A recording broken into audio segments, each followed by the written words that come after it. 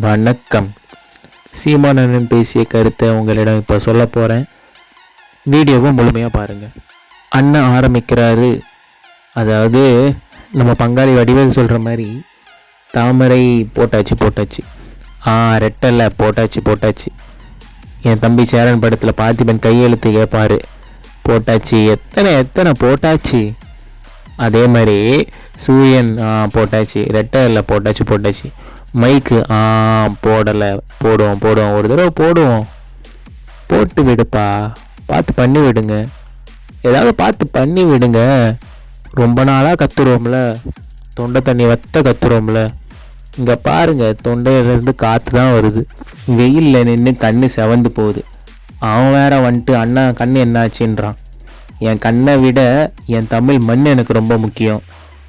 என் தம்பி தங்கை எல்லாரும் ஆழ்ந்து சிந்திச்சு இந்த தேர்தலை அணுகுங்க. வாக்குக்கு காசு வாங்காதீங்க. மதிப்பு மிக்க நம் உரிமையை விற்காதீங்க. இலவசம் தராமல் எப்படி சீமான்? நான் தருவேன், உன் மகன் நான் தருவேன். நல்ல கல்வி தருவேன், நல்ல தடையற்ற மின்சாரம் தருவேன், உனக்கு நல்ல மருத்துவம் தருவேன், நல்ல குடிநீர் தருவேன். இலவசம் என்ற சொல் ஒழிப்போம். அப்புறம் எப்படி? அப்போ என்ன செய்யலாம்? இலவசம் வாங்குகிற நிலைமை, வறுமை, ஏழ்மை இல்லாத எம் மக்களின் வாழ்க்கை தரத்தை உயர்த்துவோம். அதுதான் வளர்ச்சி. இலவச அரிசி இல்லைடா, 200 ரூபா கிலோ அரிசினாலும் வாங்கி சாப்பிட்ற வருவாய் பெருக்கத்தை என் மக்களுக்கு தருவேன். அந்த வசதியான வாழ்க்கை தரத்தை உயர்த்துவோம். எல்லாருக்கும் வேலை, படிக்காதவன் படித்தவன் எல்லாருக்கும் அரசு வேலை.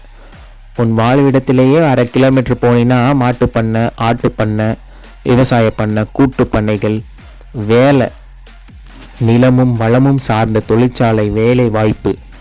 இந்த மாதிரி சிக்காடு குக்காடு நச்சைலைகள் கிடையாது.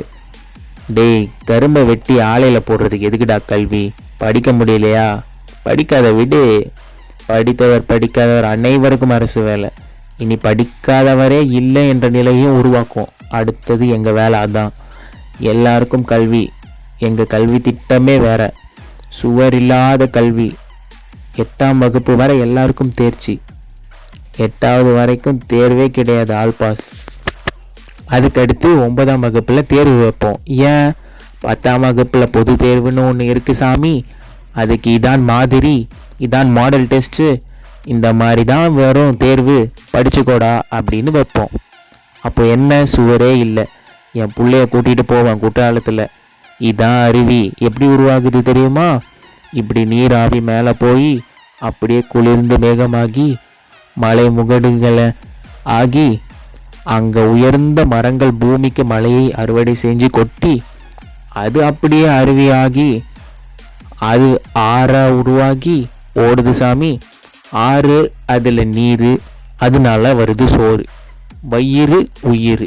இதான் சாமி வாழ்க்கை. இதை கற்றுக்கோங்க அப்படின்னு சொல்லி தருவேன். இங்கே பாரு ஐயா, இதான் துளசி செடி. இதை சுற்றி வருவது பக்தி கல்ல ராஜா புத்திக்கு.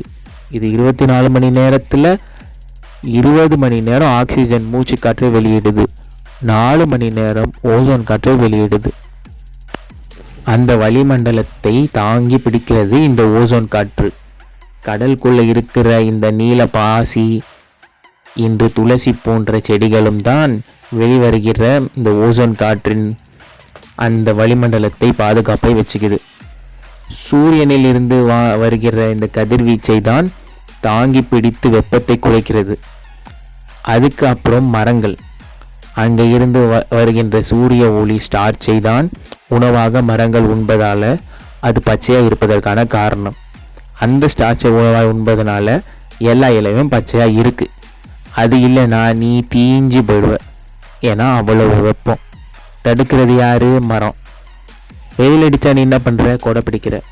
புவி வெப்பம் ஆயிடுச்சுன்னு சொல்கிறான். அதுக்கு என்ன பண்ணுறதா? அதுக்கு ஒரு கொடையை பிடிக்கணும். அது எப்படிடான்னு கேட்டிங்கன்னா, அதுக்கு தான் ஒரு மரத்தை நட்டி வளர்க்கணும். இம்புட்டு தான். பச்சை புரட்சி எப்படி பண்ணுவேன்? பல கொடி பண்ணை திட்டம், 10 ஆண்டு பசுமை திட்டத்தை போடுவேன். மாணவன் 10 மரத்தை நட்டிட்டானா அவனுக்கு 10 ப்ராக்டிக்கல் மதிப்பெண். இந்தா வச்சுக்கோ.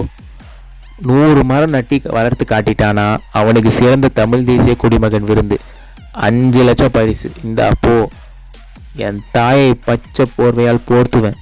எங்கே பார்த்தாலும் பச்சையாக தான் இருக்கும், நான் சாதிச்சு காட்டுவேன் பாரு அப்படின்னு அண்ணன் வெறித்தனமாக பேசியிருக்காரு.